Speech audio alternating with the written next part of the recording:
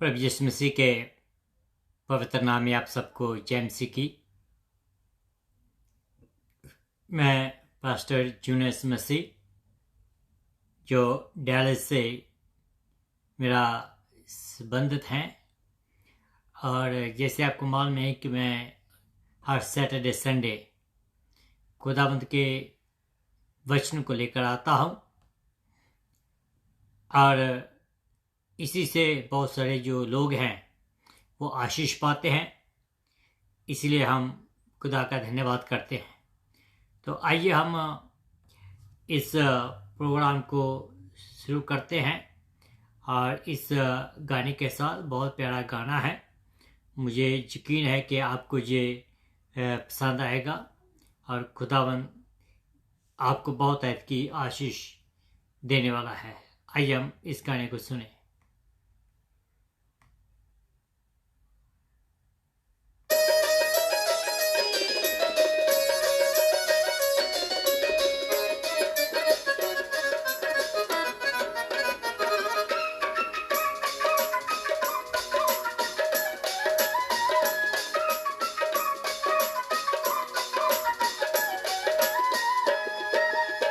तेरे हजूर यीशु जी मैं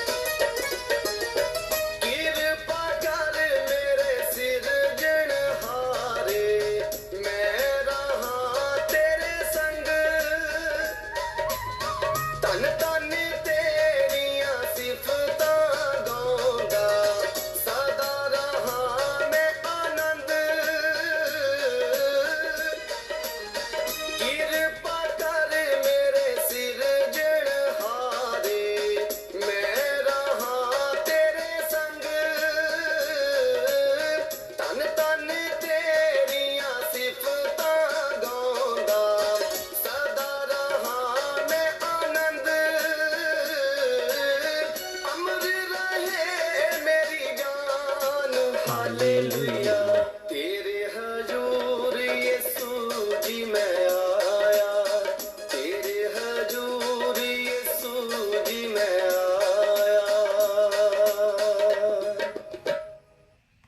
hallelujah hallelujah. तेरे हजूर यीशु जी में आया। आइए हम अपने सिर को झुकाए दुआ में जाएं और अपने खुदावंद की हजूरी में जैसे हम अपने इस गाने को सुना है उसी गाने के मुताबिक उसके हजूरी में जाएं। उससे आके खुदावंद आज तो मेरे दिलों को खोल, उससे कहें कि खुदावंद तो मेरे से बातचीत कर। वो आज आपसे बातचीत करने वाला है, आज आपको वो आशीष देने वाला है। खुदावंद बहुतायत की बरकत आपको देने वाला है। मैं इस बात पर यकीन करता हूँ कि जैसे मेरे खुदावंद ने मुझे बचाया है और मुझे बरकतों से मालामाल किया है, वही खुदा आपको भी आज अपनी बरकतों से मालामाल करने वाला है। तो आइए हम अपने सिरों को झुकाएं और उसके सामने अपनी बेनतियाँ अरदास से प्रार्थना लाएं, अपने दिलों को खोलें, क्योंकि हम जानते हैं कि हमारा खुदा जीवित खुदा है। हम इस बात को जानते हैं कि मेरा जो खुदा है वो कभी भी हमें छोड़ता नहीं है। मेरा खुदा जो है वो आज भी आपसे बातचीत करता है।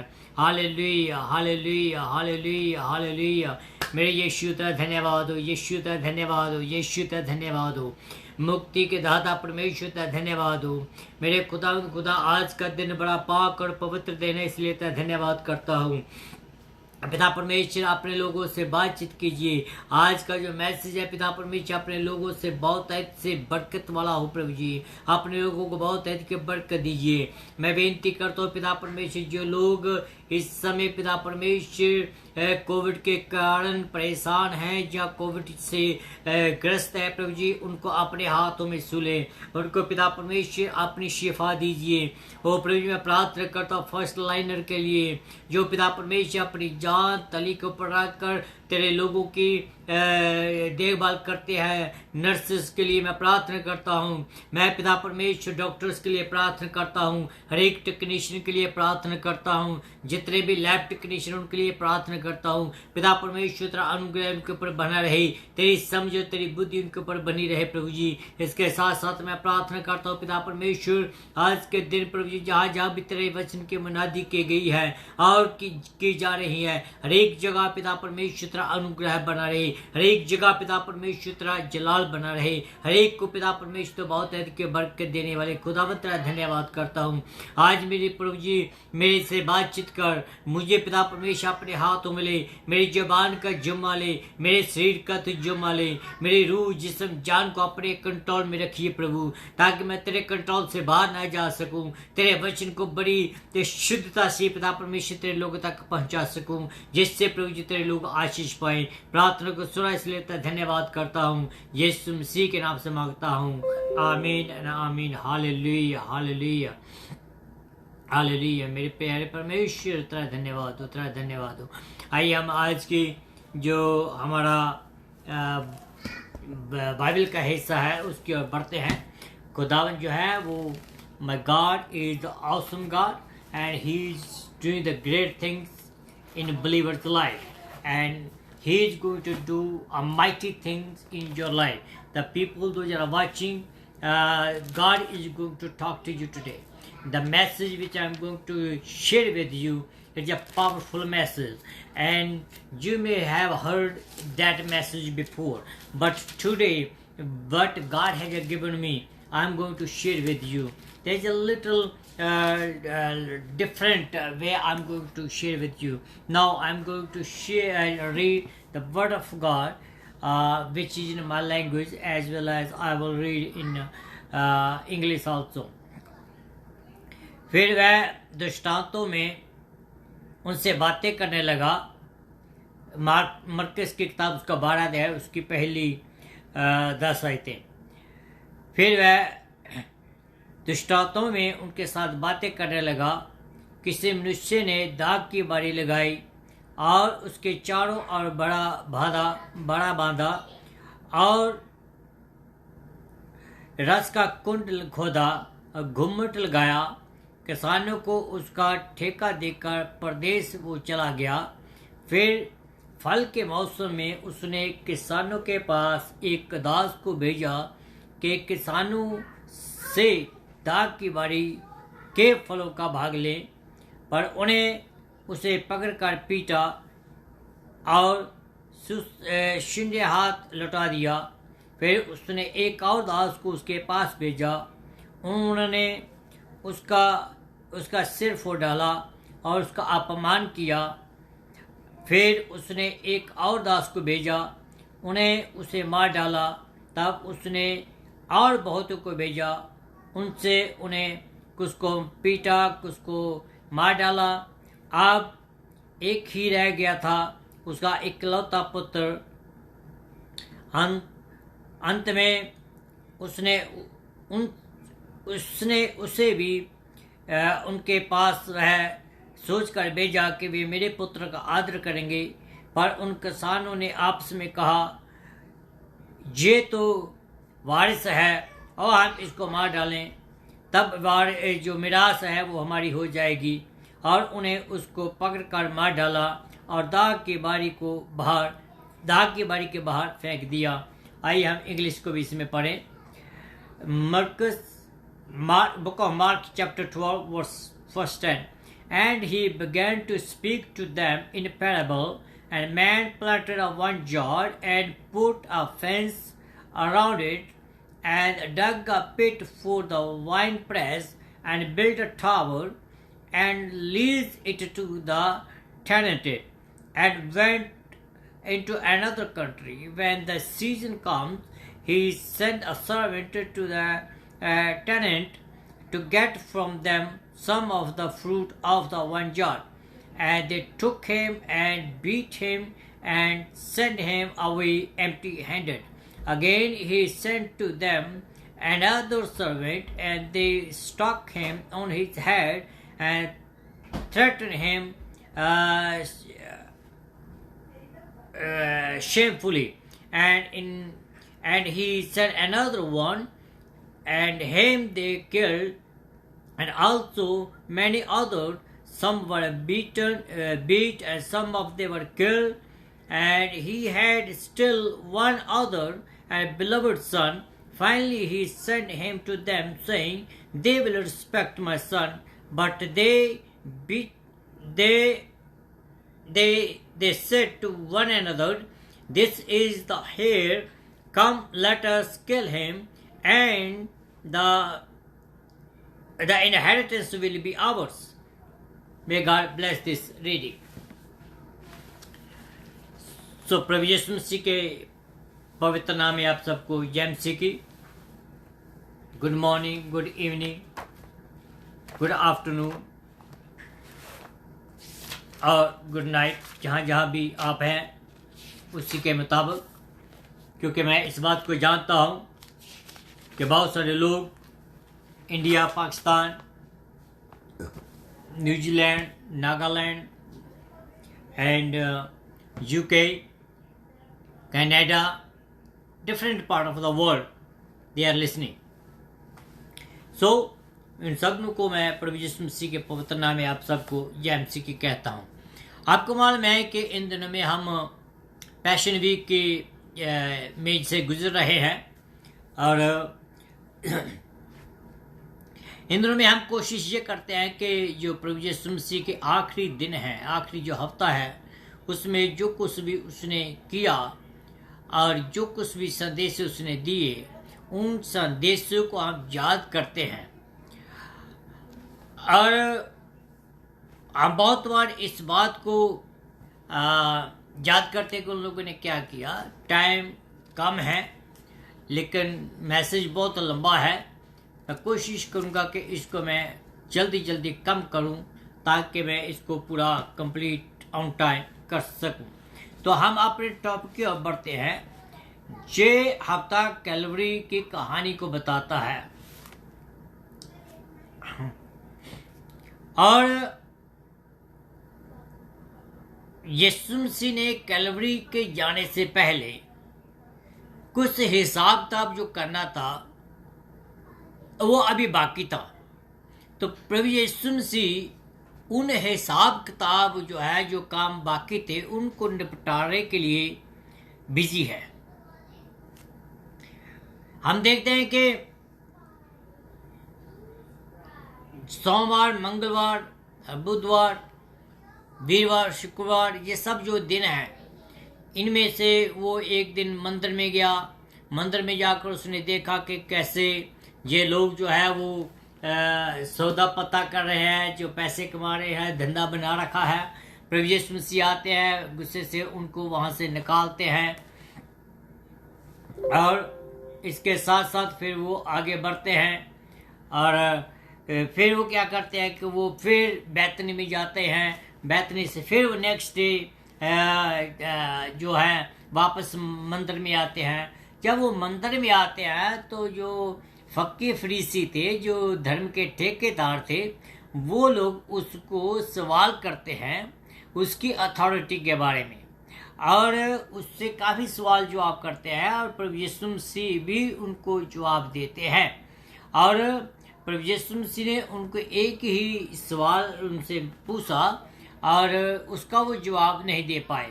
वो सवाल ये था, प्रभु यीशु मसीह ने पूछा कि जो यूहन्ना है, वो जो बैप्टिज्म देने वाला था, वो आदमियों की ओर से था या खुदा की ओर से था? तो जो दुनिया थी, वहाँ के लोग जो थे, पब्लिक जो थी, वो यूहन्ना को खुदा के नबी मानते थे।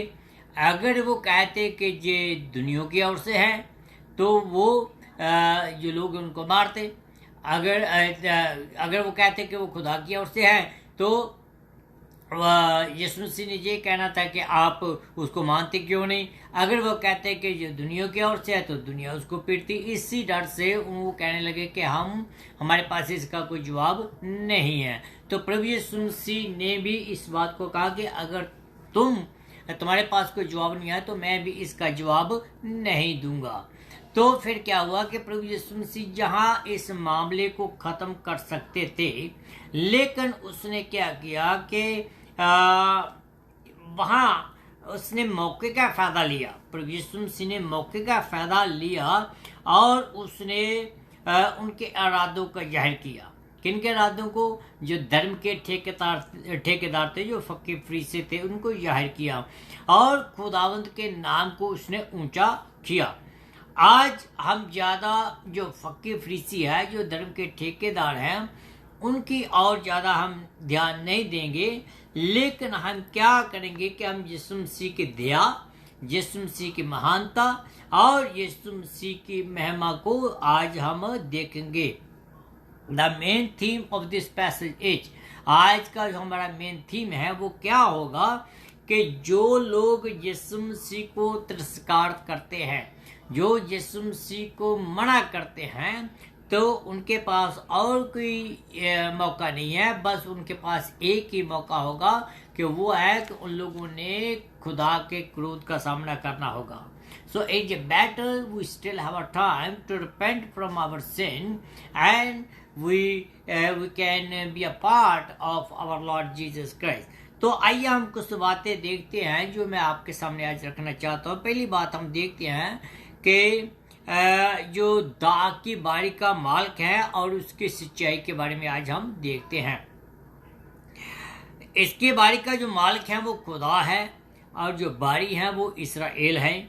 और खुदा ने इस बारी को मिस्र से निकाला, मिस्र से उसको बुलाया और कनान देश में इसको जाकर लगाया। वहाँ वो फली फूली 80 वहाँ उसको भूमि मिली, भूमि दी, और उसके हम देखते हैं कि वहाँ जाकर खुदावंद ने उसको एक अच्छी सुरक्षा भी दी। और खुदा ने, ये खुदा की अपनी गवाही है, ये खुदा की अपनी गवाही है कि ये सब कुछ करने के बाद भी जो इस्राएल के लोग थे, उन लोगों ने वो चीज़ नहीं की जो खुदा चाहता था। यशायाह नबी की किताब उसका 5 अध्याय उसकी 4 आयत के बीच में लिखा है कि मेरी दाख की बारी के लिए और क्या करना रह गया था, जो मैंने नहीं किया। सब कुछ करने के बाद भी ये भारी अच्छा फल नहीं दे सकी, पर फिर भी खुदा उनको उनकी भलाई चाहता था। जो भजन सहायता है उसके 73 आयत जो बाप हैं उसका एक आयत जो उसमें लिखा है, निश्चय ही परमेश्वर इस्राएल के लिए अर्थात शुद्ध मानने वालों के लिए भला चाहता है। खुदा अपने लोगों के लिए भला है और वो अपने लोगों को हर एक बलि वस्तु देता है।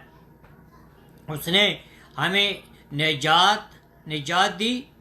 वो हमारे लिए प्रार्थना करता है और हमारी प्रार्थना जब हम करते हैं उसकी सुनता है। अपने वादों के मुताबिक अपने लोगों के वो साथ साथ रहता है। तो जब हम उसकी स्तुति करने इसलिए जो हर एक जीव जंतु है, हर एक जो जीवित प्राणी है, हम सबको यहोवा की स्तुति करनी चाहिए। क्यों? क्योंकि वो जीवित खुदा है, वो हमारी प्रार्थना को सुनता है और वो हमें हर एक अच्छी वस्तु प्रदान करता है। जैसे कि भजन संहिता 150 उसका 6 आयत में लिखा है, सब प्राणी यहोवा की स्तुति करो, यहोवा की स्तुति करो। ये हमारा कर्तव्य है। We need to praise our God in every time। दूसरी बात मैं आपको बताता हूँ, जो बाड़ी है, बाड़ी का खुदा और उसके दया के बारे में आपको बताना चाहता हूँ कि हमारा खुदा कितना दयालु है। जब मैं छोटा था तो हम क्या करते थे कि हम हिस्से पर लगाते थे, धान लगाते थे, चोना लगाते थे, जिसको पंजाबी में कहते हैं। तो जब हम धान लगाते तो क्या होता था कि पूरा जो सीजन है हम लोग उसमें काम करते थे। हम उसकी उसमें जो पानी देते थे, खाद देते थे। अगर कोई बीच में दूसरी जड़ी बूटी निकलती थी उसको हम निकालते थे ताकि वो अच्छी फसल दे सके। तो अंत में क्या होता है कि जब सब कुछ हो जाता था तो जो मालिक है वो आता है, वो अपना हिस्सा ले जाता है। तो इसी रीति से ये मालिक ने क्या किया कि बाड़ी को लगाया और बाड़ी को उसने पानी दिया, सब कुछ किया और दूर देश में चला गया ताकि वहाँ जाए और वहाँ आराम से रहे। तो ये अपनी जो बाड़ी है वो किसानों को दे दिया उसने। जब किसानों को दे दिया, जो टाइम आया तो उसने अपने नौकरों को भेजा कि जा भाई तू जाके हिस्सा लेकर आ। उन लोगों ने उसको पीटा, मारा और एक के बाद एक और बहुत सारे लोगों को भेजा। उनमें से लिखा है वचन में कि किसी को उन लोगों ने पीटा, किसी को मारा, किसी को उसने सिर फोड़ डाला। इस रीति से उन लोगों ने ऐसा ही उसके साथ किया। फिर क्या हुआ कि हम देखते हैं कि एक आखिरी उसके पास मौका था, वो था यीशु मसीह खुद। और उसने उसके बाप ने आप कहा कि मैं अपने बेटे को भेजता हूँ ताकि मेरे बेटे की वो इज्जत करेंगे और मेरे बेटे को वो जो हिस्सा बनता है वो देंगे। तो उन लोगों ने क्या किया, जब देखा कि वो मालिक आ रहा है, जो हायर्स हैं वो आ रहा है, तो उन लोगों ने आपस में मत पकाया कि इसको भी मार डालें। उसको मार डाला और उसको दाग की बारी से बाहर जाकर फेंक दिया। तो ये जो बात यहाँ चल रही है कि किस रीति से ये लोग अपना सब कुछ उसको मार पीट के उसको खत्म करके इस बाड़ी का जो मालिक थे वो आप खुद बनना चाह रहे थे। ठीक है ना। और इसी रीति से हम देखते हैं कि जिस काम के लिए उनको दिया गया था वो काम जो था उन लोगों ने नहीं किया, बल्कि उन लोगों ने इस्राएल को गलत रास्ते पर डाल दिया। ये जो धर्म के ठेकेदार थे, इनको चाहिए था कि खुदा ने इनको जिम्मेवारी दी थी, लेकिन उस जिम्मेवारी से हटकर वो कोई और बात करने लगे, इस्राएल को गलत रास्तों पर वो ले गए। और खुदावंद ने बार बार अपनी दया को दिखाते हुए उसने क्या किया, अपने नबियों को भेजा, अपने न्यायियों को भेजा, राजाओं को भेजा और कि ये लोग जो सही रास्ते पर आ जाएं। पर वो बार बार खुदावंद को, यीशु मसीह को रिजेक्ट करते ही रहे, जैसे कि आज भी लोग करते हैं। आज भी जो खुदा के लोग हैं, जो पादरी लोग हैं, वो बार बार उनको अपने पास भेजता है, बार बार उनको वचन को लेकर वो जाते हैं, लेकिन लोग फिर भी उनकी नहीं मानते हैं। और एक गवाह के बाद दूसरा गवाह, दूसरी गवाह के बाद तीसरा गवाह, इस रीति से वो उनको भेजता है ताकि ये लोग वापस उसके पास आ जाएं, लेकिन वो माने नहीं हैं। इस रीति से आज जो खुदा के गवाह हैं वो हमारे आसपास हैं, हमारे इर्द गिर्द रहते हैं। उसका प्रेम, अनुग्रह, दया का जो देवता है वो हमारे आसपास रहता है, लेकिन वो नहीं चाहते हैं कि वो इस दया को पाना नहीं चाहते हैं। वो अपने गुनाहों में नाश होना चाहते हैं, लेकिन खुदा जो है वो हमें बार बार मौके देता है कि हम बच जाएं। खुदावंद हमें बार बार अपने लोगों को भेजता है कि वो हमारे साथ आए। तो आगे हम बढ़ते हैं। धर्म के जो ठेकेदार थे उन लोगों ने सोचा कि अगर हम पुत्र को मार डालेंगे तो पूरी खेती जो है वो हम अपने नाम पर लगवा लेंगे। हो सकता है कि उन लोगों ने जो एफिडेविट भी बना लिया होगा, लेकिन वो ये भूल गए थे, खुदा की शिक्षा को भूल गए थे कि उनके साथ क्या होना है। ये इस बार भी वो खुदा के सामने खड़े नहीं हो पाए। क्यों? क्योंकि उनके पास कोई ग्राउंड नहीं थे। तो इसलिए हम देखते हैं कि वो इस बात को समझ नहीं पाए कि आज भी ऐसे लोग हैं जो इस बात को नहीं समझ पाते हैं कि यीशु मसीह का विरोध करना, यीशु मसीह को तिरस्कारना, हम उस बात को तिरस्कारते हैं। वो इस बात को भूल गए थे कि अगर वो पुत्र को एक्सेप्ट करेंगे तो पूरी दाग की बारी उनकी हो जाएगी। इसी रीति से आज हम लोग जो हैं, हम लोग अगर यीशु मसीह को ग्रहण कर लेंगे तो हमारा स्वर्गीय स्थानों में जो हमारा वास होगा, पूरी दाग की बारी जो है वो हमारी हो जाएगी। जो हिसाब किताब थे प्रभु यीशु मसीह ने अपने जाने से पहले ये निपटारे करने थे। तो ये जो यीशु मसीह इन बातों को देखते हुए आगे बढ़ते हैं। तो जो तीसरी बात है, हमने पहले देखा है कि जो खुदा की बारी और उसका जो मालिक, उसकी सच्चाई, उसकी दया। फिर हमने देखा है कि खुदा की बारी जो है उसके बारे में तीसरी बात हम देखते हैं, खुदा की बारी और उसकी महिमा। खुदा बारी का जो खुदा कौन है, जैसे मैंने पहले कहा है, वो यीशु मसीह है। और आम यीशु मसीह और उसकी महिमा देखेंगे। बारी का खुदा या मालिक के पास और कोई चॉइस नहीं रही थी। जैसे मैंने आपको पहले कहा था, उसने बारी के नौकरों के साथ हर एक चीज की, हर एक जो पंजाबी में कहते हैं पैंद्रा, उसने इस्तेमाल किया। हर एक तरीका उसने इस्तेमाल किया कि जो बारी के नौकर थे वो किसी न किसी रीति से इस बात को समझे कि मैं मालिक हूँ, वो एक नौकर हैं। वो नौकर की जगह नौकर रहे तो अच्छा है। वो जो नौकर है वो मालिक बनना चाह रहे थे। My dear friends, the people those are working over there, they try to grab everything, they try to get everything by killing the Lord Jesus Christ. So but the God himself, he doesn't left any other option, but only one option is that he has to send his only begotten son to come and teach and to let them know that listen, you are just a talented, you are just a servant, you're working over here, you're the owner, so owner is my father. So but what happened? They didn't accept him either. They kill him and they put him on the Calvary cross. Well, one thing is there, they did what they wanted to. They did what they wanted, but they forget that Jesus Christ was the last messenger and they rejected him, and now they have nothing left but only one day they have to stand before the God. एक ही दिन बचा है, वो है judgement का दिन। जो उस जजमेंट के दिन के सामने इन लोगों ने खुदा के सामने खड़े होना है। मीनिंग कि अगर आज हम खुदावंद को रिजेक्ट करते हैं, आज हम प्रभु यीशु मसीह को रिजेक्ट करते हैं, तो they will is not far that we have to stand before his judgment. His judgment is very severe. वो ऐसा मतलब आसान नहीं है, इट्स वेरी टफ जजमेंट। तो आगे बढ़ते हैं। आज भी हमारे लिए वैसा ही है। It's nothing change today, that today is the same condition.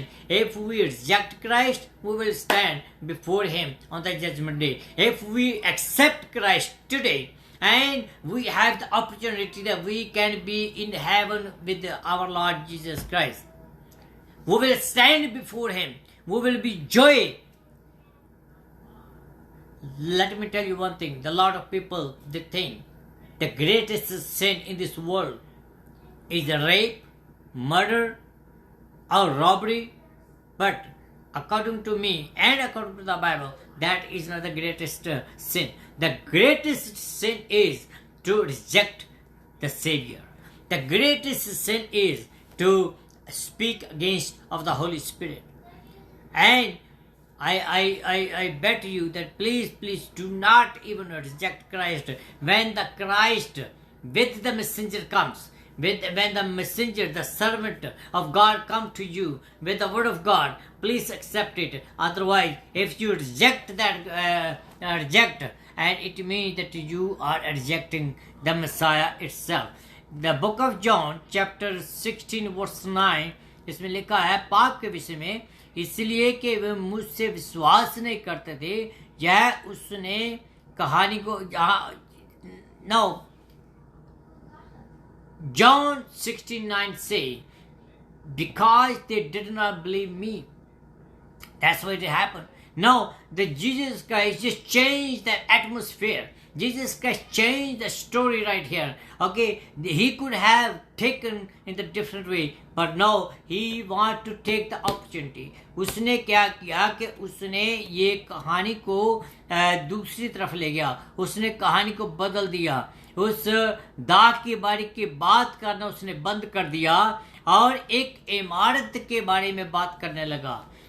एक इमारत की उसारी के बारे में बात करने लगा. वो कहने लगा कि इमारत के बारे में कैसे. भजन संहिता उसकी 118 अध्याय उसकी 22 आयत में लिखा है, जिस पत्थर को राजमिस्त्रियों ने ठुकरा दिया वही कोने का पत्थर बन गया. महान इमारत के लिए क्या होना चाहिए? अच्छे पत्थर होने चाहिए. अगर नींव मजबूत है तो इमारत भी मजबूत होगी. यहूदियों की नज़रों में वो एक परफेक्ट पत्थर नहीं था. क्यों नहीं था? क्योंकि वो ये सोचते थे कि वो पढ़ा लिखा नहीं है. वो ये सोचते थे कि वो नबी बनने के योग्य नहीं है. वो ये सोचते थे कि इसका परिवार गरीब है. वो ये सोचते थे कि ये नबी नहीं बन सकता है क्योंकि इसकी योग्यता नहीं है. वो ये सोचते थे कि इसके मम्मी डैडी हमारे काम करते हैं, तो how can he be a teacher, how can he be a rabbi. आज भी ऐसा ही होता है. बहुत सारे लोग रंग रूप को देखते हैं, एजुकेशन को देखते हैं और उसके कद को देखते हैं, लेकिन उसके काबिलियत को कोई भी नहीं देखता है. मैं आपको बताना चाहता हूँ कि अगर आदमी की नीयत सही है तो आपके एक वचन से खुदा जो है किसी को बदल सकता है. जब से उसने सब कुछ ख़त्म किया तो उसने ये सब कुछ प्रचार करने का ख़त्म किया तो उसको वो पकड़ना चाहते थे. जीसस क्राइस्ट को वो क्या करना चाहते थे? पकड़ना चाहते थे. उसको मारना चाहते थे. क्यों मारना चाहते थे? क्योंकि वो उससे नफरत करते थे. क्यों मारना चाहते थे? क्योंकि वो उनके पापों को जाहिर करता था. वो यीशु मसीह को मरा हुआ देखना चाहते थे. उन लोगों ने मन बना लिया था कि उसको उन लोगों ने रिजेक्ट करना ही है. उन लोगों ने मन बना लिया था कि उन लोगों ने पापों में ही रहना है. आज आपकी बारी है, आपकी चॉइस है. क्या आप उसको रिजेक्ट करते हैं या नहीं? क्या आप निजात पाना चाहते हैं या नहीं? क्या अगर आपने निजात पाई है तो खुदावंद का धन्यवाद करें. अगर आपने नहीं पाई है तो देरी नहीं है. वो आपको अपना बेटा और बेटी बनाना चाहता है, आपको निजात देना चाहता है. तो अगर आपके पास को खुदा का वचन लेकर आता है या सोशल मीडिया के द्वारा कोई वचन आप सुनते हैं, तो अगर आपको कोई इन्विटेशन देता है तो प्लीज़ डोंट रिजेक्ट और अपने आप को खुदा के हाथों में दे दें. मैं आपको ये इन्विटेशन देना चाहता हूँ. Today is the time. Today is the time. Today is the day of salvation. Today is the time to accept Jesus Christ. Today is the time to open your heart before Him. Today is the time to return from your sin. Today is the time to come before Him. Today is the time to bow down before Him. Today is the time that you can ask Jesus, please come into my heart. Today is the time to give your life to Jesus Christ. Jesus Christ is standing at heaven and He looking at you, and He wants you. He wants to save you. He wants to give you His all glory. Hallelujah. Jesus Christ, thank you Jesus. Hallelujah. प्रभु मैं धन्यवाद करता हूँ कि तूने आज का जो वचन है आपने लोगों से दिया है, आपने लोगों को दिया है ताकि तेरे लोग बच जाएं। तो चाहता है तेरे लोग बचें। मेरे प्रभु जी, मैं तेरा धन्यवाद करता हूँ और आप सबको धन्यवाद करता हूँ कि आप लोगों ने इस वचन को सुना है। और अगर आपने यीशु मसीह को स्वीकार नहीं किया है, आज टाइम है। Please accept him and give your life to him. खुदा आपको बरकत दे। कल फिर 8 बजे आपसे मुलाकात होगी। ईस्टर का मैसेज कल मैं आपके पास लेकर आऊँगा कि यीशु मसीह जो है greatest message in the history. I am going to teach you about that, the greatest message in the history. Tomorrow 8 बजे फिर इसी समय। आइए हम दुआ करें। अनुग्रह का स्वर्गीय परमेश्वर, धन्यवाद करता हूँ आज के सुंदर अवसर के लिए जो तूने हमें दिया कि हम तेरी आराधना, तेरी स्तुति, तेरी प्रशंसा करें। तो भला परमेश्वर, स्तुति के योग्य परमेश्वर है। हम सबको अपने हाथों में ले अपनी आशीष बरकत दीजिए। तो सच्चा और जीवता परमेश्वर प्रार्थना को सुना, इसलिए धन्यवाद हो। यीशु मसीह के नाम से मांगता हूँ, आमीन आमीन। कल तक के लिए खुदा हाफिज। कल फिर आपसे